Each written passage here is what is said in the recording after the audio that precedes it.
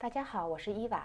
刚刚过去的1月26日是澳大利亚的国庆日，今天让我们一起来试做这款在澳洲深受喜爱的 Lamington Cake 吧。具体的方子我会放在信息栏。首先，我们先做海绵蛋糕，准备一个9寸的方形蛋糕模，当然大家也可以用手里现有的模具。方子的用量会有些增减，用厨房纸沾一些黄油，抹在蛋糕模的底部和四周，剪裁烘焙纸至合适的尺寸。铺在模底和四周，方便脱模。烧一锅开水，将100克黄油隔水融化。当然也可以用微波炉来做这一步，只是这锅开水我们还有别的用途。将4个鸡蛋、1茶勺香草精以及200克细砂糖倒入搅拌盆中。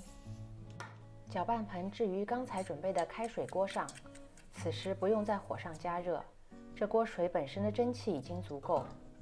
用蛋抽搅拌蛋液。这时候先不用打发，蒸汽的作用是适度加热蛋液融化砂糖，等砂糖化得差不多，容器底部触手温热，就可以将搅拌盆放置在台式搅拌机上。开始打发蛋液，从低速转至高速，搅打大约5分钟，到最后调回中速再打1分钟左右，让蛋液更稳定。当搅打到完全打发的状态时，可以看到蛋液发白，体积膨胀2倍左右。用蛋抽在表面划一个8字，而痕迹不消失就完成了。当然，这一步也可以用手工或者手持式打蛋机，前者胳膊会非常酸，后者对于4个鸡蛋会有些不够强力，效率也没有台式机高。接着我们筛入1半的面粉和泡打粉，用切拌的方式混合面糊。在搅拌过程中要注意尽量避免消泡。如果蛋糕糊因为消泡而变得很稀，那蛋糕在烤箱中也不会长高了。大致混合后，拌入1半的融化黄油，然后交错拌入剩下的1半面粉和黄油，充分拌匀，直到面糊中看不到面粉颗粒及分离的黄油为止。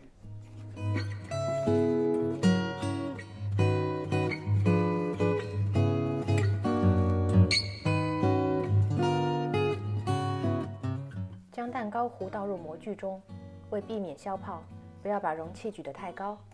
把面糊抹匀，将模具在桌上磕几下，震出大气泡。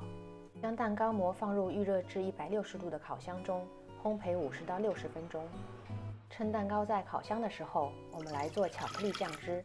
方法很简单，把150克的水、150克的糖、45克的可可粉、10克黄油和25克的果酱煮开后晾凉就可以了。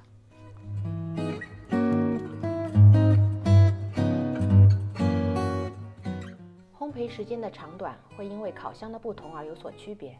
需要注意的是，在蛋糕没有完全烤熟前，不要取出烤箱。我们可以用竹签来测试一下。如果竹签从蛋糕中心抽出时，上面没有沾着湿的面糊，那就可以出炉了。这里可以看到，我之前忘记把面糊抹匀了，所以表面上有些不平整。今天我们最后是要裁去表皮的，这个小失误不太要紧。蛋糕出炉5分钟后，将蛋糕从模具中倒出，置于架子上彻底晾凉。这款蛋糕也可以分几天完成。先把蛋糕胚做好，放在冰箱中密封保存。蛋糕的制作方法是我初识 Lamington 蛋糕时听说的。当时我在悉尼第一次过澳洲国庆日，和邻居老太太打听这天的传统食物是什么，她就提到了这款蛋糕，还告诉我以前人们就是用没吃完的蛋糕做的。蛋糕凉透后，我们开始给它整形，裁去上层的蛋糕皮，把蛋糕表面切平，然后把蛋糕水平分切成高2.5厘米的上下2层。为了尽量保持水平，我们可以在蛋糕的4角做标记，然后沿着标记横向切开。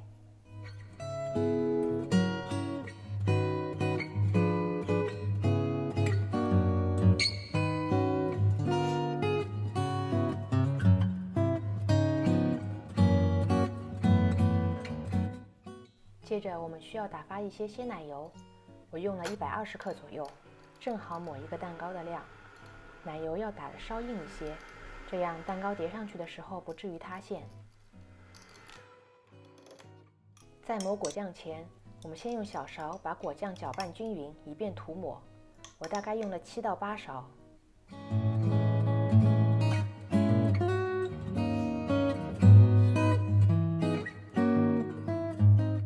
果酱涂抹均匀后，抹上打发的鲜奶油，最后盖上另一层蛋糕，放入冰箱冷藏2到3小时定型。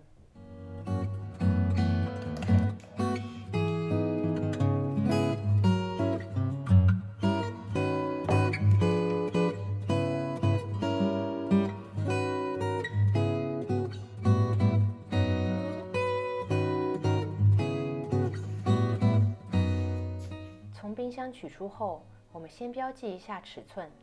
我把蛋糕切成了宽为4.5厘米见方的小块，这样正好16块，每次1块配咖啡或茶做下午茶点，热量也不会太高。这次我用的是红莓果酱，家里如果有草莓酱甚至橙子酱都可以替代，这样会有一些不同的风味。这款方子是我在一个法国蛋糕店打工时学到的，蛋糕在店里非常受欢迎，销量很高。